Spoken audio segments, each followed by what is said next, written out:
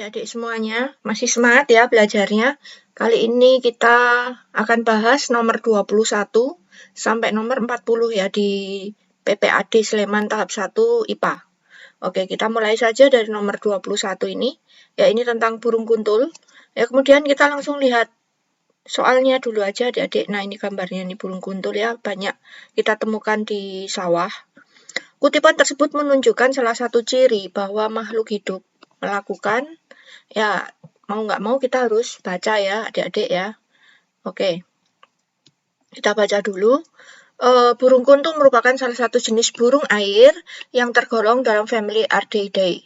Burung kuntul memiliki kaki panjang dan ramping dengan jari-jari yang terpisah. Jadi ini bentuk kakinya gitu ya. Hal ini memungkinkan burung kuntul untuk berjalan dan mencari makan di air dangkal dengan mudah. Habitat burung kuntul biasanya di area perairan seperti rawa-rawa, danau, sungai, serta pantai berpasir. Burung kuntul juga ditemukan di hutan bakau dan daerah persawahan yang memiliki vegetasi air dan tepi air yang lebat. Secara umum, burung kuntul adalah hewan omnivora, artinya mereka makan segala jenis makanan, baik tumbuhan maupun hewan. Beberapa jenis makanan burung kuntul yang paling umum adalah serangga, cacing, moluska, ikan kecil, dan hewan lainnya. Oke, kita kembali ke pertanyaannya adik-adik. Kutipan tersebut menunjukkan salah satu ciri bahwa makhluk hidup melakukan yang A kita lihat adaptasi bentuk organ tubuh terhadap habitat dan jenis makanannya. Ya, kalau kita lihat di sini tadi betul ya adik-adik ya, organ tubuh ini kakinya dibahas ya kan, jari-jari kaki terhadap habitatnya. Habitatnya ini agar mencari makan di air dangkal dengan mudah, begitu kan adik-adik ya. Nah ini benar, terus juga jenis makanannya, ini tadi ada ya dibahas di atas, omnivora. Makanannya adalah cacing, moluska, ikan kecil, dan sebagainya ya. Oke, berarti yang A ini betul. Oke, ini untuk nomor 22. Kita lanjut ke 21 ya adik-adik. Kita lanjut ke nomor 22, mengatuknya daun putri malu. Tanaman putri malu sering dijumpai di pinggir jalan atau di kebun. Oke, kita langsung aja ke tabel pertanyaannya. Data yang benar tentang gerak tumbuhan pada artikel tersebut adalah, nah, ini tentang putri malu, adik-adik ya. Putri malu ini menguncupkan daunnya saat disentuh. Ya, putri malu tidak menutup daunnya terlalu lama karena daunnya akan kembali seperti semula setelah beberapa menit. Nah, daun-daun putri malu dapat menutup karena ada bagian tertentu dari selnya yang kehilangan tekanan turgor. Nanti kalau kalian baca lagi ya, ini berarti rangsangannya tentang sentuhan. Ya, dari sini aja sudah kelihatan ya adik-adik ya. Jadi ini yang B. Itu untuk nomor 22. Kemudian ke nomor 23 tentang organel sel. Ya, organel itu adalah organ-organ yang ada di dalam sel ya. Nah, nanti kita langsung lihat pertanyaannya dulu. Organel yang dimaksud dalam kutipan tersebut adalah nomor, nah kita coba lihat nih. Coba kita baca dulu. Pada sel eukaryota terdapat suatu organel yang dapat ditemukan bebas di sitoplasma atau dapat juga terikat pada bagian luar retikulum endoplasma. Sebagian besar protein yang diproduksi olehnya, sementara yang terikat dalam retikulum endoplasma umumnya membuat protein yang ditujukan untuk dimasukkan ke membran untuk dibungkus dalam organel sel tertentu seperti lisosom atau dikirim ke luar sel. Baik yang terdapat bebas di sitoplasma atau yang terikat dalam retikulum endoplasma. Nah ini sebenarnya dari sini kita sudah bisa tebak ya adik-adik, ini bagian dari retikulum endoplasma, yaitu ribosom. Oke, kita coba cari ribosom. Ini yang pertama, ini apa adik-adik namanya? Oke, pintar sekali, inti sel atau nukleus ya. Kemudian yang kedua ini gambar apa adik-adik? Ada yang tahu? Benar, ini adalah lisosom. Oke, kita lihat lagi yang ketiga, gambar ketiga ini apa adik-adik? Ketiga ini adalah mitokondria. Untuk menghasilkan energi ini ya, mitokondria. Nah, yang keempat inilah namanya ribosom. Jadi, jawabannya adalah 4. Oke, kita ke nomor 24. Sama, kita akan baca pertanyaannya aja dulu. Manakah dari hewan-hewan tersebut yang dapat diklasifikasikan ke dalam kelas yang sama? Oke, kita lihat ya. Yang nomor 1 ini laba-laba ya adik-adik. kakinya ada 1, 2, 3, 4, 5, 6, 7, 8, 4 pasang. Sebenarnya di atas ini sudah ada juga yang 4 pasang. Kita baca dulu aja. Peserta didik kelas 7 SMP Pancasila mengadakan pengamatan hewan. Mereka melakukan pengelompokan terhadap kelas hewan yang ditemukan. Fabian menemukan hewan A dengan ciri tubuh dari kepala, dada, dan perut memiliki kaki berbuku-buku, sepasang antena, 2 pasang sayap, dan 3 pasang kaki. Adik-adik masih ingat yang punya 3 pasang kaki itu apa? Insek ya, insekta atau serangga. Ya, kemudian sedangkan Kevin menemukan hewan B dengan ciri-ciri bagian tubuh terdiri dari kepala, dada yang bersatu, perut, dan mempunyai 4 pasang kaki. 4 pasang kaki ini adalah ciri-ciri arachnoida atau laba-laba, tidak mempunyai sayap dan tidak punya antena. Nah, jadi yang punya 4 pasang kaki itu laba-laba, 1 dan 3 ya. Jadi, manakah dari hewan tersebut yang dapat diklasifikasikan ke dalam kelas yang sama? Itu adalah, jadi tadi hewan B itu yang arachnoida ya adik-adik ya. 1 dan 3 itu yang B, jadi jawabannya adalah yang B. Hewan B 1 dan 3. Kalau 2 dan 4 ini adalah hewan A. Gitu ya adik-adik ya. Hewan A yaitu serangga. Dia punya 6 kaki atau 3 pasang kaki. Kita lanjut lagi ke nomor 25 adik-adik. Pemasangan rubuha. Oke, kita baca dulu aja. Gabungan kelompok tani Gapoktan Marem melakukan pemasangan rumah burung hantu. Oh, ini rumah burung hantu ternyata adik-adik. Program ini merupakan salah satu implementasi program kelurahan dalam hal ketahanan pangan. Pemasangan rubuha ini bertujuan menyediakan tempat tinggal bagi burung hantu sebagai predator tikus yang mematikan. Jadi ini akan ditambah oleh burung hantu gitu ceritanya karena didirikan rumah di situ. Gambar berikut menyajikan peristiwa makan dan dimakan pada ekosistem sawah yang membentuk jaring-jaring makanan. Perhatikan beberapa peristiwa dalam jaring-jaring makanan berikut. Ya, ini kalau kita tambah burung hantu di sini. Ya, kalau ada burung hantu di sini, burung hantu bertambah. Burung hantu tadi makannya apa adik-adik? Di atas sudah disebut tadi. Burung hantu dia makannya tikus. Jadi tikus ini yang akan dibasmi. Jadi tikus ini akan turun adik-adik ya. Dan kita lihat dulu hewan-hewan yang langsung berhubungan dengan tikus. Itu adalah jangkrik, kemudian ular. Gitu ya. Nah, kita lihat dulu hewan-hewan yang berhubungan dengan tikus langsung, juga elang nih adik-adik. Ya, kalau tikus berkurang, berarti ular gimana? Berkurang juga, karena makanannya berkurang ya. Elang juga, dia berkurang juga, walaupun elang masih dapat makan dari burung pipit, juga burung gereja, kayak gitu ya adik-adik. Kemudian jangkrik gimana jangkrik? Jangkrik pasti naik, ya, karena predatornya jangkrik sudah dikurangi, begitu kan? Oke, kita coba lihat yang nomor 1, penurunan populasi burung gereja. Nah, burung gereja mana? Ini ya, ini burung gereja. Burung gereja ini tentu saja tidak berhubungan langsung dengan tikus. Ini kita coret dulu adik-adik. Ya. Kemudian kita lanjut lagi yang nomor 2, penurunan populasi burung pipit. Burung pipit ini juga tidak berhubungan langsung, kita coret dulu. Peningkatan populasi jangkrik, iya ini benar, ya tadi kita sudah bahas. Kemudian peningkatan populasi tumbuhan dan rumput. Ya, tumbuhan dan rumput berkurang ini malah ya adik-adik. Kalau jangkriknya tambah banyak, berarti tumbuhan dan rumput berkurang. Kemudian penurunan populasi ular, betul tadi ya kita sudah bahas, ularnya turun.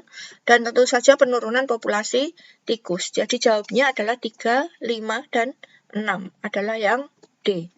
Kita lanjut ke nomor 26. Bintil akar kacang-kacangan, tanaman kacang-kacangan ini adik-adik. Analisis yang tepat untuk simbiosis pada kutipan tersebut adalah. Oke, kita coba lihat dulu. Di sini keluarga kacang-kacangan dikenal sebagai tanaman pangan ya. Hubungan simbiosis tanaman kacang-kacangan biasanya melibatkan bakteri Rhizobium. Oke, kita coba cari dulu. Bakteri hidup di dalam bintil dan menyerap nutrisi dari tanaman inang. Jika bakteri dipisahkan dari inang, maka tidak dapat mengikat nitrogen sama sekali, ya. Berarti ini bakterinya mendapat keuntungan ini. Si bakteri ini untung, adik-adik, ya. Kemudian kita coba lihat lagi, sebagai imbalannya bakteri memasukkan nitrogen dari atmosfer dan mengubahnya menjadi bentuk yang dapat digunakan oleh tanaman atau sering disebut dengan bintil akar. Jadi tanaman ini juga untung. Jadi sama-sama untung. Itu adalah simbiosis apa, Adik-adik? Mutualisme. Nah, oke, jadi yang C. Nomor 27, eutrofikasi. Adik-adik masih ingat apa itu eutrofikasi? Nah, eutrofikasi itu ini. Peningkatan populasi tanaman di suatu daerah air gitu ya, bisa daerah sungai atau danau gitu. Itu eutrofikasi. Kita langsung ke pertanyaannya. Berdasarkan kutipan tersebut, terjadinya eutrofikasi di daerah tangkapan air rawa pening disebabkan oleh, kita cari di bacaannya adik-adik. Permasalahan lingkungan hidup di DTA rawa pening ternyata tidak hanya erosi, ya, tetapi juga adanya lonjakan populasi tanaman enceng gondok. Peningkatan ini disebabkan oleh tingginya unsur hara atau eutrofikasi di DTA rawa pening yang berasal dari kegiatan pemupukan. Dari kegiatan pemupukan. Jadi yang A ya jawabannya adik-adik. Nah, sudah lebih paham kan sekarang? Yuk segera subscribe untuk selalu dapat notifikasi video terbaru. Dan jangan lupa juga like, komen, dan juga share ke teman-teman kalian ya. Lagi adik-adik di nomor 28, sikap yang benar dalam olahraga panahan. Gambar berikut menunjukkan salah satu sikap dalam olahraga panahan. Nah ini gambarnya, pernyataan tentang mekanisme kerja otot. Kita coba cek pernyataan 1 adik-adik. Otot bisep dan trisep pada lengan kiri, kita cari dulu lengan kirinya ya, lengan kiri dari orang itu adalah ini. Pada gerakan tersebut bekerja secara sinergis. Adik-adik tahu sinergis itu gimana? Saling bekerja sama. Ya, kalau otot bisep dan trisep itu bekerja secara antagonis, yang betul adik-adik. Jadi yang nomor 2 ini yang betul, nomor 1 ini salah adik-adik. Kemudian kita lanjut lagi nomor 3, gerakan pada lengan kanan disebabkan otot bisep berkontraksi. Kita cek lengan kanan dari orang ini adalah yang ini ya. Kalau sedang menekuk begitu, betul, bisepnya kontraksi, trisepnya bagaimana? Relaksasi ya. Jadi ini nomor 3 bisep kontraksi itu betul. Kemudian nomor 4 gerakan pada lengan kiri ya. Lengan kiri tadi yang ini ya adik-adik. Kalau lurus kebalikannya adik-adik. Trisepnya kontraksi, bisepnya relaksasi.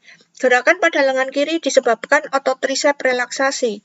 Salah ya adik-adik, harusnya bisepnya yang relaksasi. Ini salah. Kemudian nomor 5, tangan kanan melakukan gerak ekstensi. Tangan kanan yang ini ya tadi adik-adik ya, dia sedang menekuk. Menekuk itu adalah gerakan fleksi, bukan ekstensi. Ini harusnya fleksi. Jadi nomor 5 juga salah. Jadi jawabannya ini nomor 2 dan nomor 3 ya sebenarnya. Tapi karena nggak ada di pilihannya, kita pilih yang C aja ya adik-adik. Yang mendekati lah gitu. Oke, nomor 29. Ibu sedang menerapkan program diet untuk menurunkan berat badan dan kolesterol. Pasangan yang tepat untuk organ tempat terjadinya pencernaan kimiawi, enzim yang berperan, dan proses pencernaannya. Jadi kita lihat pilihannya yang A, mulut. Enzimnya adalah petialin, betul adik-adik ya. Prosesnya mengubah amilo menjadi maltosa. Nah ini yang salah. Kemudian kita cek yang B, lambung. Ya, lambung enzimnya amilase. Salah ya adik-adik. Adik-adik masih ingat amilase ada di usus halus, betul. Nah ini, kemudian yang C, usus halus, tripsin, betul? Iya, betul. Prosesnya kita cek, pepton menjadi asam amino, betul ya? Oke, jadi yang C. Lanjut lagi ke nomor 30. Anita ingin mengetahui kandungan zat gizi pada 4 bahan makanan. Untuk itu Anita mengujinya dengan membuat ekstrak masing-masing bahan makanan, kemudian dimasukkan ke dalam tabung reaksi 1, 2, 3, 4. Masing-masing ekstrak diuji dengan langkah-langkah yang ditunjukkan pada gambar. Kita lihat adik-adik. Di sini tadi larutan ekstrak makanannya dimasukkan ke dalam 4 tabung ya. 1, 2, 3, 4 ini. Kemudian diteteskan apa ini? Benedik. Benedik itu untuk ngecek apa adik-adik? Glukosa. Kalau makanan itu mengandung glukosa, warnanya menjadi apa? Merah bata. Ya, betul. Ini kalian ingat-ingat terus. Kemudian kita lihat ini perubahan warna bahan makanan setelah diuji. Berdasarkan pengujian yang dilakukan, apakah kandungan zat gizi? Ya, karena ini tadi dia pakai benedik, ya pasti glukosa. Jadi jawabnya yang D. Ya, lanjut lagi ke nomor 31. Keuntungan bisnis es krim rasa buah. Nah, ini kita lompatin aja adik-adik. Ya, ini ada langkah pembuatannya, kemudian ada bahan yang diperlukan. Nanti kalau diperlukan, kita kembali lagi. Perhatikan pernyataan berikut. Nomor 1, serbuk minuman rasa buah menggunakan perisa buatan. Kita lihat, serbuk minuman rasa buah. Oke, kita lihat dulu di bahannya ya, ini bahannya. Serbuk minuman, nah ini ada adik ketemu, serbuk minuman, 3 bungkus. 3 bungkus, itu menunjukkan apa adik berarti? Iya, berarti itu adalah buatan ya. Rasa buatan, bukan asli dari buah. Berarti yang ini betul ya. Serbuk minuman rasa buah menggunakan perisa buatan, bukan alami buatan, betul. Yang kedua, pasta pewarna merupakan bahan pewarna buatan. Namanya aja pasta pewarna adik-adik, jadi warnanya juga buatan, bukan yang asli alami, bukan. Ya. Kemudian kalau sudah 1-2 betul, ya udah ini jawabannya, berarti yang A. Kemudian lanjut nomor 32. Ya, di sini ada tentang peredaran darah manusia. Peredaran darah manusia dibedakan menjadi peredaran darah besar atau sistemik. Ya, nanti kalian baca sendiri. Kemudian kita lanjut langsung aja ke pernyataannya nomor 1. Bagian P adalah bilik kanan. Kita lihat yang P ini adik-adik. Nah, kalau yang di atas ini namanya serambi, bukan bilik ya. Ini pun serambi. Nah, bilik itu yang posisinya ada di bawah. Ya, bilik. P adalah bilik kanan, udah pasti salah ini. Bagian Q adalah serambi kanan, salah juga. Berarti 3 dan 4 ini sudah pasti betul. Jadi jawabannya adalah yang D. Lanjut lagi ke nomor 33. Anton melakukan percobaan untuk mengukur volume paru-parunya dengan menggunakan spirometer sederhana. Oke, lanjut aja adik-adik. Volume pernafasan yang diukur dalam percobaan tersebut adalah, percobaan pertama, kita lihat dulu percobaan pertama, itu Anton mengukurnya, ini udara volumenya rata-rata 1500 ya adik-adik ya. 1500 itu kalau nggak komplementer, ya suplementer adik-adik. Ya, apa itu nanti silahkan dipelajari lagi di catatan yang sudah saya berikan. Ya. Nah, ini jadi kalau nggak komplementer ya suplementer, itu yang pasti betul dulu. Kemudian percobaan 2, ini kalau kita lihat ini volumenya rata-rata 500 adik-adik. Ini berarti udara tidal. Nah, ini yang tidal percobaan 2. Jadi jawabnya yang B. Oke, lanjut lagi ke nomor 34, ya ini tentang uji urin. Tes urin adalah pemeriksaan untuk menggunakan urin sebagai sampel untuk membantu mendeteksi kondisi kesehatan seseorang. Data berikut menyajikan warna urin pada beberapa pasien yang diuji dengan menggunakan Benedict dan Biuret. Kita lanjut ke pertanyaannya aja. Berdasarkan data hasil pengujian urin, manakah analisis yang paling mungkin untuk nama penyakit dan gangguan ginjal pada pasien tersebut? Yang A, pasien 1 menderita penyakit gula. Kita cek dulu pasien 1 adik-adik, ini pasien 1 ya. Warna awalnya kekuningan, kemudian diuji Benedict, warnanya merah bata. Kita cek. Benedict. Adik-adik masih ingat, Benedict itu untuk uji apa? Glukosa. Kalau diuji glukosa warnanya merah bata, berarti dia fix mengandung gula. Jadi yang A ini sebenarnya yang pertama, pasien 1 menderita penyakit gula betul, tapi terjadi karena gula tidak tersaring oleh glomerulus, ini yang salah. Ya, ini harusnya yang bermasalah adalah di tubulus proksimalnya, kalau gula ya. Kemudian yang B, pasien 2 menderita proteinuria. Proteinuria itu bermasalah di proteinnya, kita cek. Pasien 2 warna awalnya kekuningan ya, kemudian Benedict itu biru muda, kemudian kalau diuji Biuret, dia ungu. Nah, ini yang benar. Biuret itu untuk uji protein adik-adik. Nah, kalau diuji protein warnanya ungu, berarti fix. Urin itu mengandung protein. Berarti nomor 2, pasien 2 ini menderita proteinuria betul, karena protein tidak tersaring oleh glomerulus. Ya, ini benar. Ya, jadi itu yang B.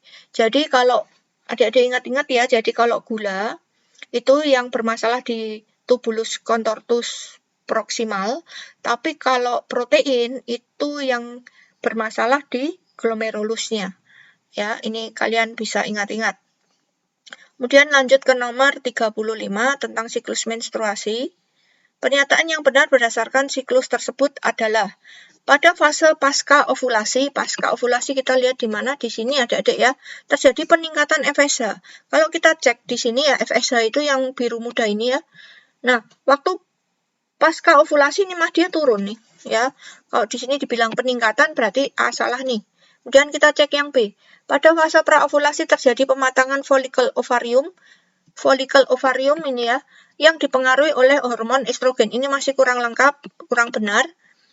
Pada fase ovulasi terjadi pelepasan sel telur dari ovarium yang dirangsang oleh hormon SLH. Pada fase ovulasi, kita lihat fase ovulasi di sini ya. Ovulasi itu LH-nya naik, ini benar ya. Terjadi pelepasan sel telur, betul ya, sudah. Ini jadi jawabnya yang C. Lanjut lagi ke nomor 36, cara rumput teki berkembang biak. Nah, berikut adalah data beberapa tumbuhan. Tumbuhan yang mempunyai alat perkembangbiakan serupa dengan rumput teki. Adik-adik masih ingat rumput teki itu berkembang biak dengan apa? Iya, geragi atau stolon ya adik-adik. Nah, mana aja yang berkembang biak dengan geragi? Kita cek lengkuas itu apa? Ya, rizoma. Kalau stroberi, geragi, betul. Pegagan, geragi. Kangkung ini ada dua, bisa dengan biji, bisa dengan stek ya adik-adik. Kemudian semanggi gimana? Semanggi ini juga geragi ya. Kemudian kunyit itu rizoma. Nah, jadi 2, 3, dan 5. Jadi jawabnya 36 yang C. Nah, sebelum lanjut ke nomor 37, jangan lupa subscribe, like, dan komen ya adik-adik, agar selalu dapat notifikasi ketika ada video terbaru. Lanjut nomor 37, bagian mana yang memerah? Puspitasari sedang melakukan percobaan pengangkutan pada tumbuhan dengan menggunakan batang seledri, seperti disajikan pada gambar. Nah, adik-adik, kalau kita lihat nih ya, batang seledri dimasukkan ke cairan warna merah. Nanti lama-kelamaan batangnya juga kemerahan dan daunnya berubah jadi merah ini adik-adik. Ya. Kemudian Puspitasari memotong secara melintang bagian batang untuk diamati. Hasil pengamatan menunjukkan adanya bagian yang berwarna merah ditandai dengan huruf X. Nah, ini adik-adik huruf X-nya. Analisis yang benar untuk bagian bertanda X. Kita cek yang A, silem. Adik-adik masih ingat silem? Kalau ini sebuah batang dipotong melintang ya, di sini ada silem dan floem. Silem itu ada di sini, ini silem. Kemudian floem itu ada di yang bagian luar ya. Adik-adik masih ingat silem fungsinya untuk, ya benar, mengangkut air dari bawah ke atas, ke daun gitu ya. Menjadi berwarna kemerahan setelah mengangkut air yang telah diberi warna eosin menuju ke daun. Nah, ini benar ini adik-adik. Jadi 37 yang A, udah langsung ketemu itu adik-adik. Kalau yang B ini silem mengedarkan hasil fotosintesis, udah pasti salah ya. Yang mengedarkan itu floem. Kemudian floem mengangkut air, udah pasti salah. Floem ini ya mengedarkan hasil fotosintesis ke seluruh bagian tumbuhan, ini juga salah. Kenapa salah? Karena sumbernya kan dari bawah, bukan dari daun. Ya, kalau floem itu mengedarkan hasil fotosintesis dari daun gitu. Lanjut ke nomor 38. Nina melakukan percobaan untuk mengetahui faktor yang berpengaruh terhadap fotosintesis. Oke, kita lihat aja langsung ke gambarnya ya. Di sini ada hidrilla adik-adik ya. Jadi hidrilla ini kalau kalian taruh di tempat yang terang nanti akan menghasilkan gelembung-gelembung udara ini. Ini gelembung udara. Gelembungnya ini adalah oksigen atau O2. Kalian masih ingat ya itu ya. Nah, ini hasil pengamatannya adik-adik. Gelembungnya kalau dikasih cahaya langsung 3 gitu ya. Plusnya 3. Kalau es batu malah gelembungnya makin sedikit. Kalau dikasih air hangat, banyak lagi. Ditaruh di tempat teduh, lumayan lah ya. Kalau ditaruh di tempat yang gelap, tidak ada malah. Tidak ada gelembung. Berdasarkan data hasil percobaan, dapat disimpulkan bahwa kita cek yang A dulu adik-adik. Suhu air tidak berpengaruh. Salah ya adik-adik, ini tadi di sini kan suhu nih. Dari es batu dengan air hangat ini kan suhu. Dia berpengaruh nih, gelembungnya beda ya. Dan ini salah. Kemudian yang B, intensitas cahaya tidak berpengaruh. Pasti salah lah ya. Karena fotosintesis itu memerlukan cahaya gitu kan. Jadi yang B ini salah. Yang C, semakin besar intensitas cahaya, fotosintesis menurun. Salah ya. Di sini aja kita bisa lihat adik-adik kalau semakin banyak cahayanya, gelembungnya semakin banyak gitu kan. Jadi ini pasti yang D. Nomor 38. Sekarang ke 39 ya adik-adik ya. Nah, ini persilangan antara tanaman kacang berbiji bulat warna coklat. Jadi ini RRCC, kalau saya tulis ini R besar itu bulat berarti gitu ya. Kalau C itu apa? Coklat. C besar itu coklat. Dengan tanaman berbiji lonjong berwarna kuning, berarti R kecil itu apa? Lonjong ya. Kemudian C kecil itu apa? Kuning gitu kan. Nah, menghasilkan F1 dengan tanaman berbiji bulat berwarna coklat. Jadi ini R besar dia dominan, C besar dia juga dominan. Kita langsung perhatikan pernyataan berikut. Nomor 1. Tanaman kacang pada kotak 1, 3, 7, dan 10 mempunyai fenotip yang sama. Adik-adik masih ingat fenotip itu apa? Ya, fenotip itu adalah sifat yang tampak, gitu ya. Coba kita cek yang nomor 1. Itu RR besar, CC besar. Berarti ini bulat coklat ini. Bulat coklat. Ya, kemudian nomor 3 apa? R-nya besar juga ini ya. Berarti dia dominan kan? R besar, C besar ini juga bulat coklat. Nomor 7. R besar, C besar ini juga bulat coklat. Kemudian nomor 10. R besar, C besar dominan. Bulat coklat juga. Oke, berarti nomor 1 ini benar ini adik-adik ya. Nomor 1 ini betul. Mempunyai fenotip, sifat yang tampak sama.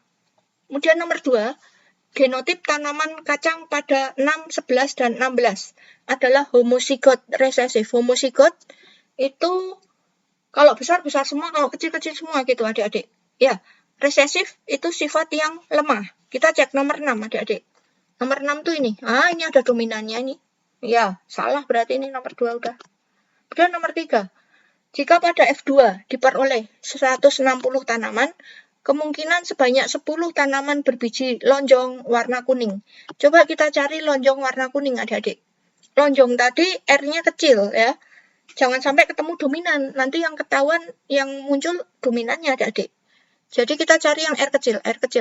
Mana R kecil? Nah ini. R kecil dia mau lonjong kuning. Jadi R kecil, C kecil adik-adik. Wah ini bukan nih. Ini juga bukan. Nah, ini ketemu nih. Ini lonjong kuning hanya 1, adik-adik. 1 dari 16. Jadi 1 per 16 ya. Dikali 160. Banyak tanaman semuanya. Jadi ini tinggal dicoret. Hasilnya adalah 10. Ya, 10 tanaman. Betul ini ya. Jadi yang betul di sini 1 dan 3 ya, adik-adik. Ya, jadi jawabannya 39 adalah yang A. Kemudian kita lanjut ke nomor 40. Nah, di sini ada pembuatan tempe dan tape, adik-adik. Jenis mikroorganisme yang berperan dalam pembuatan produk makanan. Ya, kita cek yang A dulu. Tempe, Saccharomyces cerevisiae, tape, Rhizopus oryzae. Kebalik ini adik-adik ya, kebalik ya. Kita cek yang B. Tempe, Rhizopus oryzae, tape, Saccharomyces. Ya, ini benar. Jadi jawabannya yang B. Nah, itu adik-adik untuk pembahasan PPAD IPA Sleman tahap 1 ya. Kita sudah bahas dari nomor 1 sampai nomor 40. Selamat belajar, jangan lupa subscribe, like, dan komen adik-adik.